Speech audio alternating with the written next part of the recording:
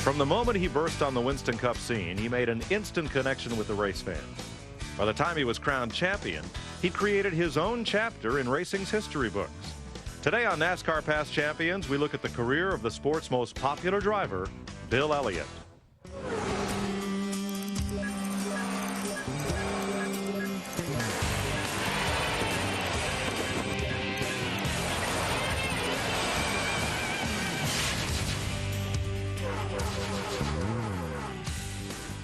In the early 1980s, Dawsonville, Georgia was just another small southern town. But when a mild-mannered young redhead climbed behind the wheel of his family's stock car, Dawsonville went on the world map. Hi and welcome to NASCAR Past Champions. I'm Mike Joy. By the mid-80s, Bill Elliott and his brothers Ernie and Dan had raced their father's dream to the big time, putting their stamp on that era of NASCAR racing.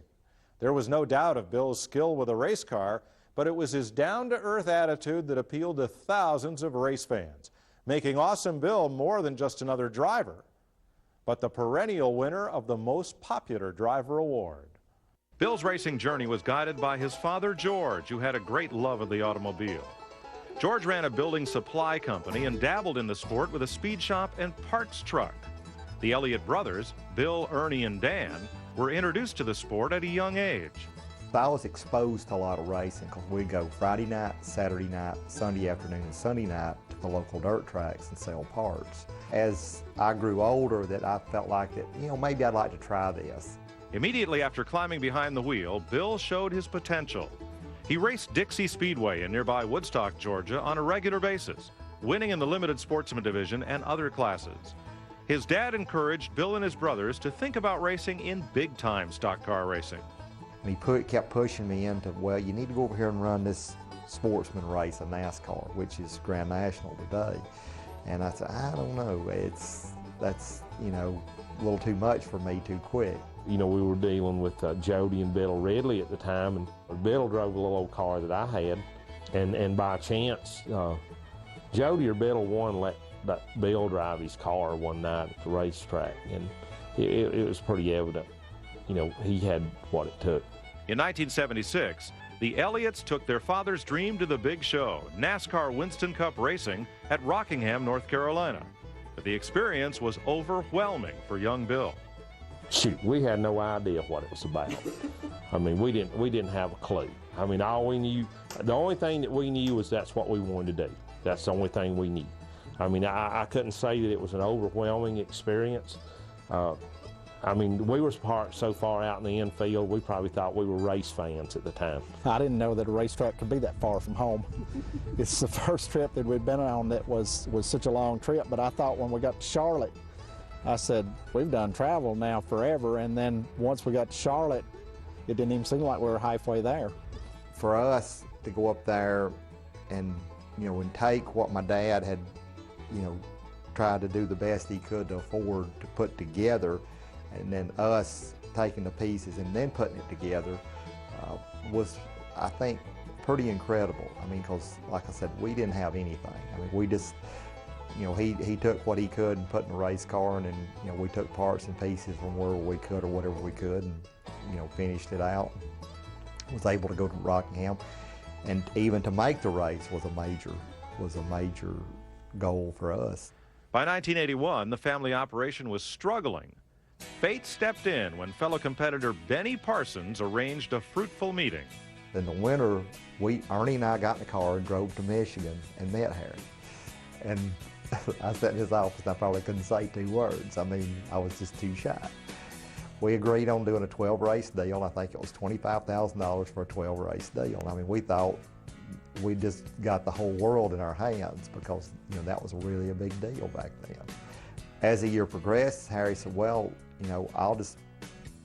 I guess he and my father got together and said, well, I'll buy your team, let's put it together and go from there. So, that was really the start of a great relationship for a number of years. It's just another link in the chain, because without Harry coming along and the budget and the funding that we had, we'd never been able to go to the next level. Harry Melling's support would be the spark Bill Elliott needed to break through in NASCAR racing in a huge way.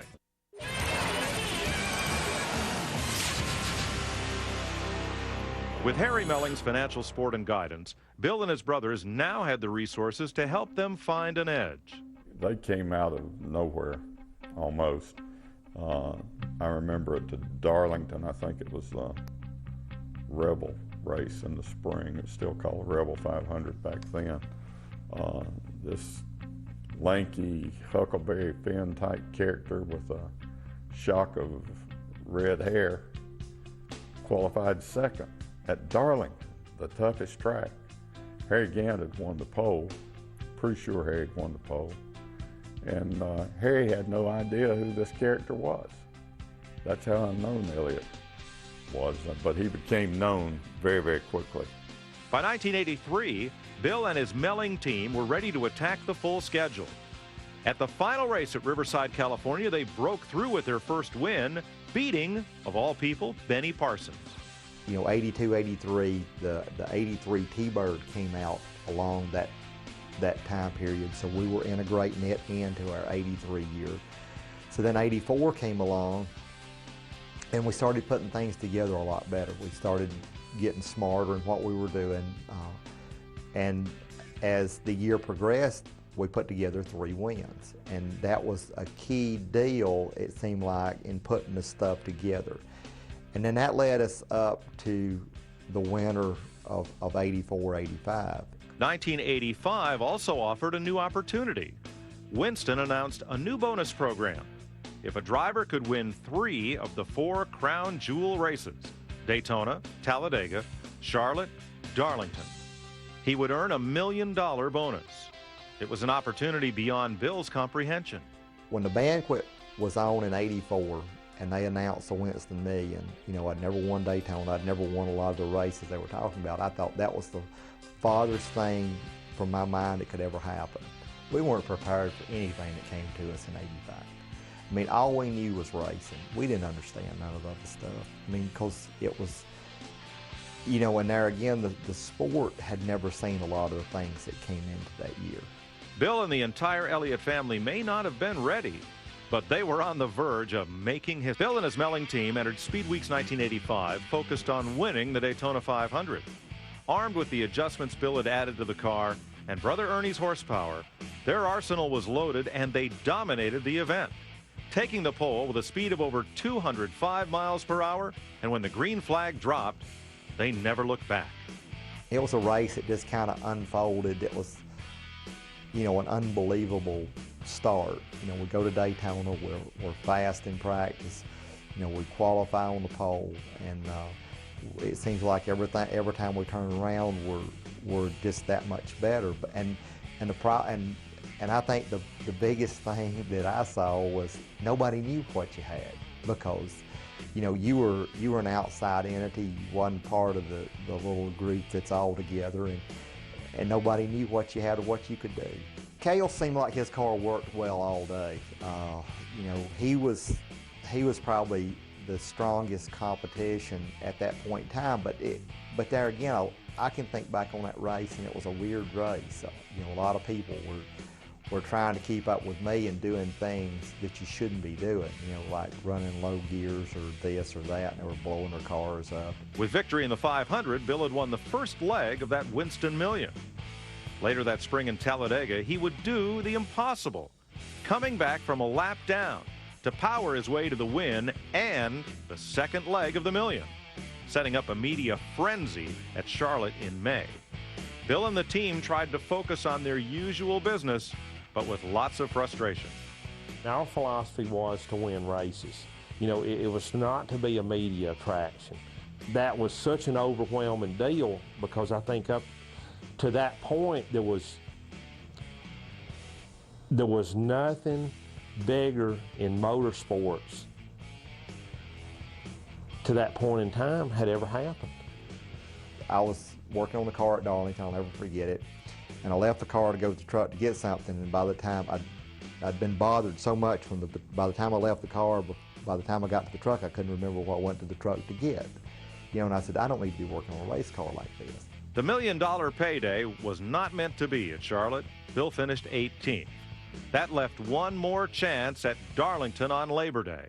Bill managed to take the pole, but as the race transpired, he had plenty of opportunity to miss his date with destiny. I really wasn't that good during the race. There was a lot of people that was better than I was. And it was one of them deals. It was weird the way it unfolded. I mean, it just unfolded. You know, I think, I believe Harry blew up, Earnhardt wrecked, and Cale right there at the end of the race broke a power steering line going down in turn 3. And all I could remember when I followed him down in the corner was hear the smoke, and you know, I was kind of right behind him, and it was like, okay, I'm gonna wreck. But I ended up cutting to the apron and getting past him. But it's just weird the way that unfolded. I mean, it's something that's unexplainable. But Bill persevered to earn the first $1 million payday in the history of NASCAR, a win that would forever etch his place in history. Bill Elliott in particular went from North Georgia mountain man to international stardom in less than a year. I mean, when he won the Winston Million, his photograph was on the cover of Sports Illustrated. Now that's a huge life change for anyone. Bill Elliott was only happy, to me, the happiest he's ever been when he was working out on a race car in that garage all day and all night trying to figure out how to make that race car go around the racetrack better. When Bill Elliott became the personality and stopped working on the race car and what have you, and became a race car driver, he was not the same guy. He's still a good race car driver.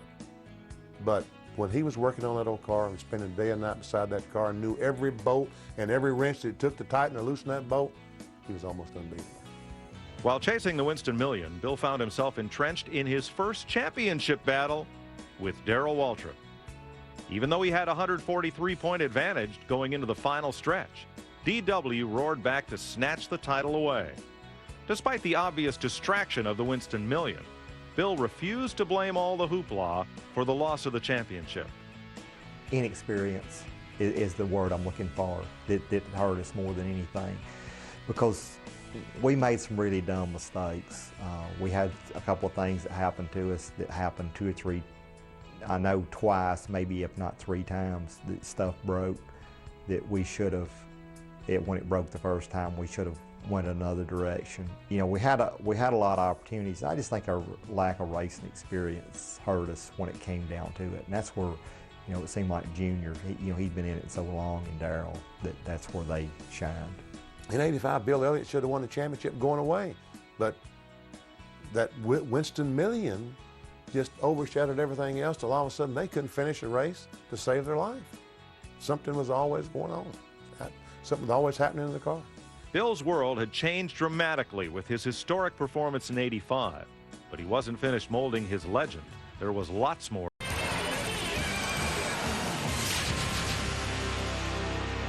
1987 paved the way for a successful 2 seasons. At Speed Weeks, Bill set the record that stands today, driving over 210 miles per hour to grab the pole for the Daytona 500.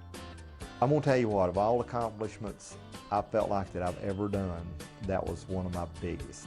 To qualify 210 at Daytona at the point in time that I did it, in the car that I did it in. I mean, it might could happen today, but that car is still sitting in the museum at Dawsonville, and I look at that car and it is so out of, I mean, it's like a dinosaur looking at what's out there today. And I mean, for us to run 210 bi-supply tires, with the cars we did then, I felt like was a heck of an accomplishment.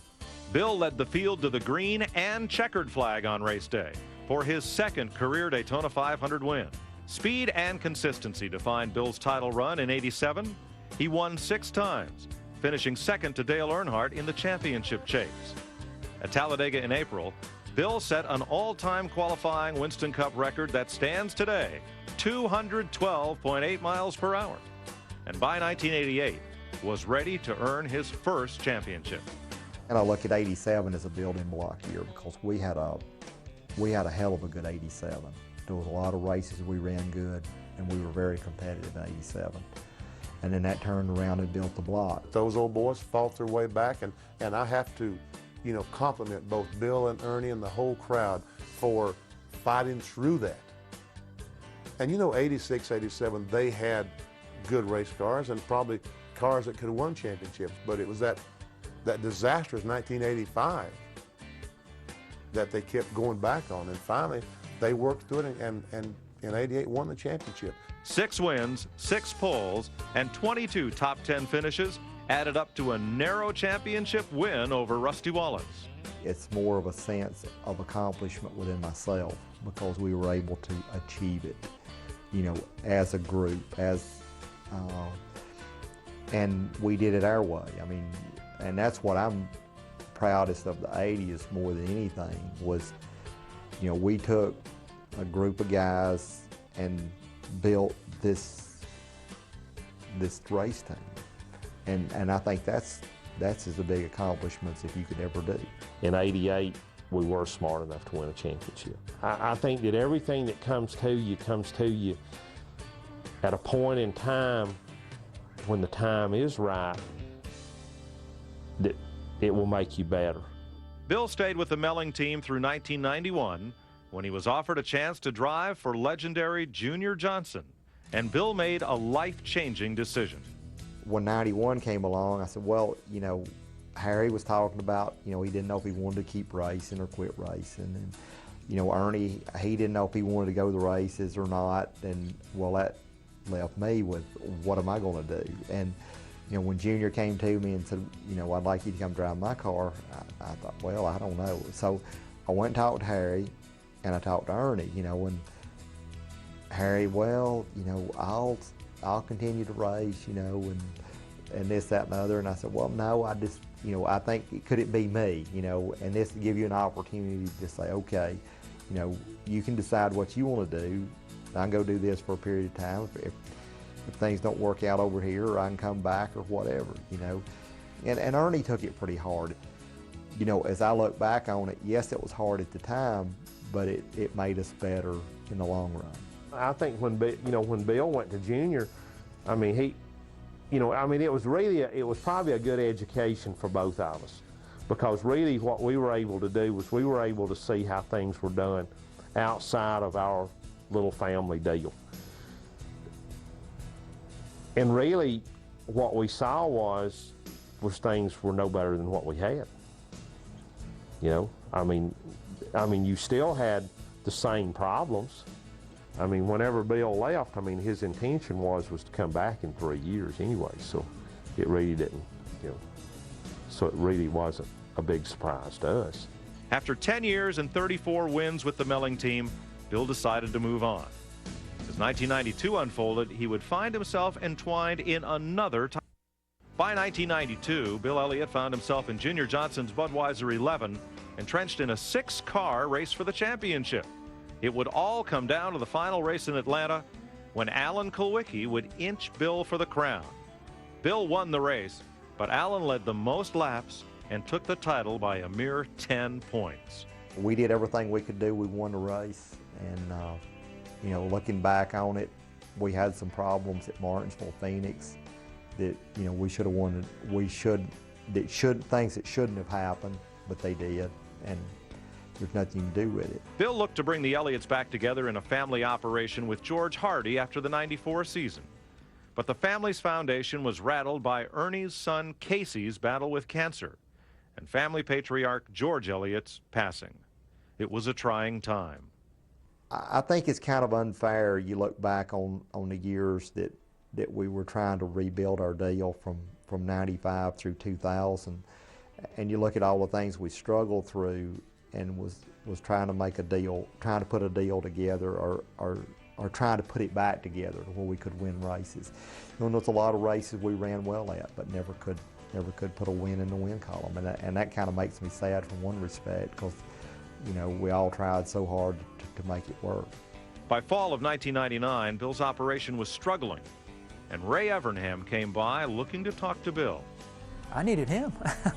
You know, I like Bill Elliott, and, you know, a guy that's starting a race team, you need a veteran guy. You need a name, a credibility to build your program around. And Bill Elliott hadn't been in the best equipment in years. You know, he had his own team, but he was an absentee owner. I don't think that the stuff was as good as it could have been. I worked with him a little bit at IROC, so I knew how good he was. He was very technically advanced. He understands a car. He could help me build this program. Plus, he'd been an owner, so he gives me advice on those things. And to build it around a veteran, I felt like was a good start. After 7 years without a win, Bill took the checkers at Homestead, Florida to get back to victory lane.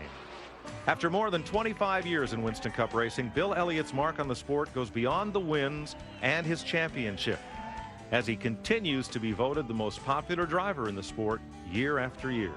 He's serious when he needs to be serious, he's funny when he's not, and he enjoys the racing. He says what's on his mind too, but he's fun to be around. There's no pretense. He says when you go down the corner, I mean, he's not a flashy. He's from North Georgia, and you know he's from North Georgia when he opens his mouth, and that's not all bad.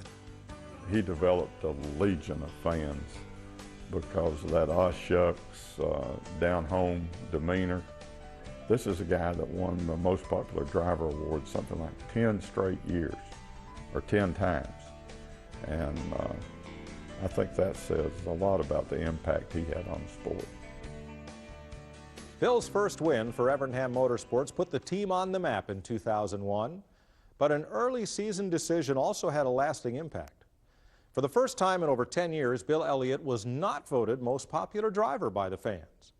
Bill took his name off the ballot, and his fallen friend and rival, Dale Earnhardt, for the first time ever, was voted the award. An honorable move by a class act, Bill Elliott. For NASCAR Past Champions, I'm Mike Joy. Thanks for joining us.